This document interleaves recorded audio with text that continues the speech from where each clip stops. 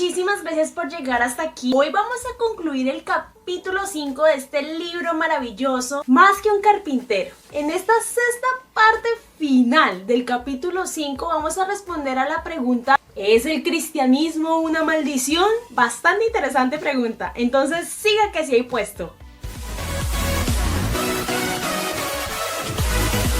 Para los antiguos ateos, la religión solamente era una falsedad. Para los nuevos ateos, la religión, aparte de falsa, es mala. Sam Harris llama a la religión como la fuente más poderosa de conflicto humano en el pasado y en el presente, presentando como evidencia de esto los malos tratos que recibió Galileo, las atrocidades de las cruzadas, la Inquisición, los juicios a las brujas de Salem y los abusos sexuales hacia los niños. Sin duda, las personas hacen cosas horribles en nombre de Dios. Sin embargo, Josh nos plantea esta interesante pregunta: ¿por qué el cristianismo debe asumir la culpa cuando las personas actúan contrario a lo que Jesús nos enseñó? ¿Acaso estaba Jesús a favor de quemar brujas? ¿Estaba Jesús a favor de atormentar a los herejes? La respuesta es unánime. Obvio no. De hecho, Jesús enseñó todo lo contrario, lo opuesto. Él dijo que amaras a tus enemigos, que te acercaras a esos que la sociedad considera intocables, que incluso dieras tu vida por otros. Así que no culpemos a Jesús, no culpemos el cristianismo. Si las personas vivieran como Jesús lo enseñó, como Jesús lo indicó, muy probablemente la violencia hoy sería cosa del pasado. En el libro What is so great about Christianity, algo así como que es lo grandioso del cristianismo, Dinesh D'Souza demuestra que los ateos exageran bastante los crímenes cometidos anteriormente en nombre de la religión. Pero eso sí, racionalizan todos los crímenes cometidos en nombre del ateísmo, que fueron muchísimo mayores. Por ejemplo, Sam Harris estima que el número de personas asesinadas como resultado del juicio de las brujas de Salem fue aproximadamente de 100,000. ¿Pero cuál fue el número? ¿Cientos? ¿Miles? ¿Decenas de miles? Pues en realidad fueron menos de 25. Y si su merced lo quiere confirmar, la cita bibliográfica se la dejo en la cajita de los comentarios. En cambio, ¿cómo le va al ateísmo? Y en este punto, Josh nos aclara algo antes de avanzar.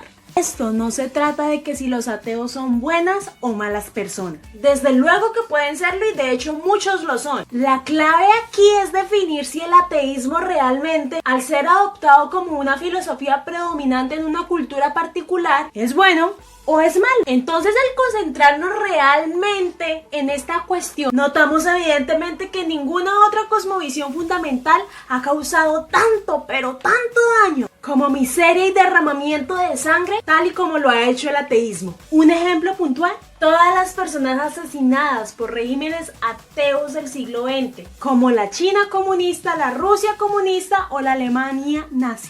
El número de personas asesinadas en estos regímenes asciende a los 100 millones de personas. Ocupan obviamente el primer lugar y no hay un segundo lugar ni siquiera cercano a tanta matanza que han hecho. David Berlinski, un judío egresado de la Universidad de Princeton, en el 2008 explicó que una de las principales razones para tales atrocidades es la ausencia de la rendición final. En otras palabras, que lo que no creían ni Hitler, ni Stalin, ni la Unidad Paramilitar de Defensa del partido nazi, la SS, etc., era que Dios estaba viendo lo que ellos hacían. Y aunque es evidente que personas en nombre de Dios han hecho cosas malas, el legado del cristianismo ha sido abrumadoramente positivo, ¿sí?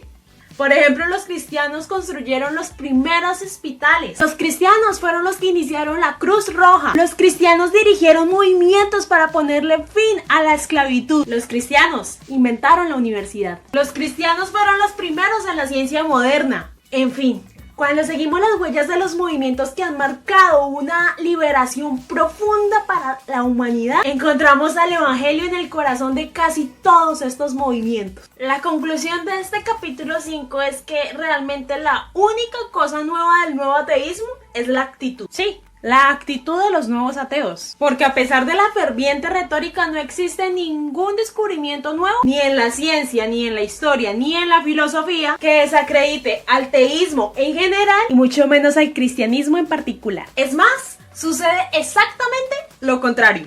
Y esto no es algo que aceptemos por una fe ciega, sino como ya lo hablamos, es por las pruebas convincentes. ¿Podemos probar que Jesús es el Hijo de Dios? Solo el método histórico-legal es el que nos dará los resultados para poder lograr probar esta pregunta. Entonces la pregunta principal cambiaría a: ¿podemos fiarnos de la credibilidad de los testimonios y las evidencias, por ejemplo, el Nuevo Testamento? Eso ya lo veremos en el próximo capítulo, en el capítulo 6, y vamos a ver si son confiables los documentos bíblicos o no. Muchísimas gracias por haber visto este video. Te invito a que lo compartas, a que promuevas que otras personas conozcan esta gran verdad. Nos vemos la próxima semana. ¡Chao!